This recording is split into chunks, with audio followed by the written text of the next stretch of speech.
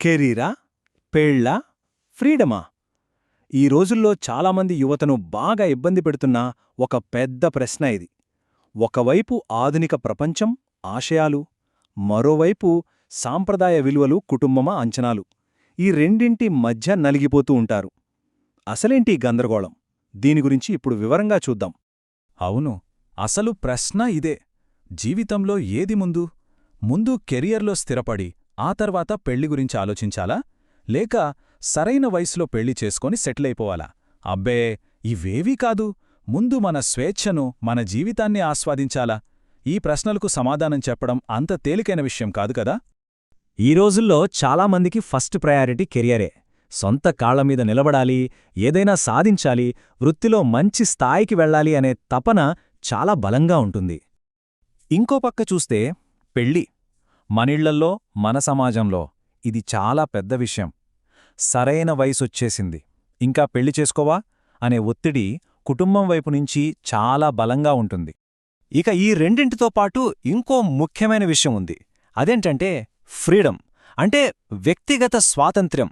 మన నిర్ణయాలు మనమే తీసుకోవడం, మనల్నే మనం తెలుసుకోవడం. ఈ తరం దీనికి చాలా విలువిస్తుంది. సరే, ఈ కన్ఫ్యూషన్ని ఇంకా బాగా అర్థం చేసుకోవాలంటే మనం నాని కథే చూద్దాం. నాని మనలో చాలామందిలాంటివాడే. ఎన్నో ఆశయాలు, కలలు ఉన్న ఒక వ్యక్తి. ఇప్పుడిప్పుడే తన కెరీర్లో ఒక మంచి పొజిషన్కి చేరుకున్నాడు. నాని చిన్నప్పట్నుంచి ఒకటే టార్గెట్ పెట్టుకున్నాడు, కెరియర్లో బాగా సెటిల్ అవ్వాలి అని. దానికోసం చాలా కష్టపడ్డాడు, చదివాడు. చివరికి తన అనుకున్నట్టే ఒక మంచి ఉద్యోగం సంపాదించాడు. హమ్మయ్యా, లైఫ్ ట్రాక్లో పడుతోంది అని సంతోషపడ్డాడు. అంతా బాగుంది అనుకుంటున్న టైంలో ఇంట్లోంచి ఆ ఒక్క ప్రశ్న వచ్చింది. పెళ్లి గురించి ఎప్పుడు ఆలోచిస్తున్నావు? పైకి నవ్వినా నాని మనసులో మాత్రం అప్పుడేనా అనే ఒక చిన్న ఆలోచన మొదలైంది. ఇక్కడే అసలు కథ స్టార్ట్ అయింది. అసలు ఈ ప్రెషర్ ఎక్కడ్నించొస్తోంది? ఏంటి దీని వెనుకున్న కథ? కొంచెం లోతుగా చూద్దాం. ఇదొక రకంగా చెప్పాలంటే మన టైంలైన్కి, మన వాళ్ల అంచనాలకి మధ్య జరిగే ఒక చిన్న యుద్ధం లాంటిది.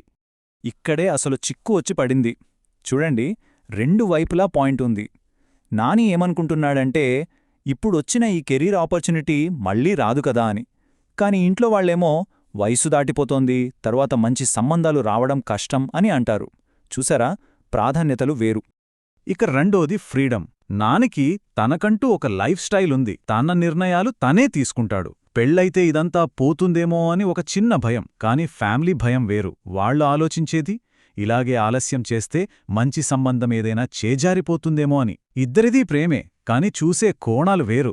అసలు నానికి ఎలాంటి పార్ట్నర్ కావాలి? తను ఏమనుకుంటున్నాడంటే తనని అర్థం చేసుకునే, తన కెరియర్కి సపోర్ట్ చేసే, మెచ్యూరిటీ ఉన్న, ఇండిపెండెంట్గా ఆలోచించే వ్యక్తి కావాలి అని.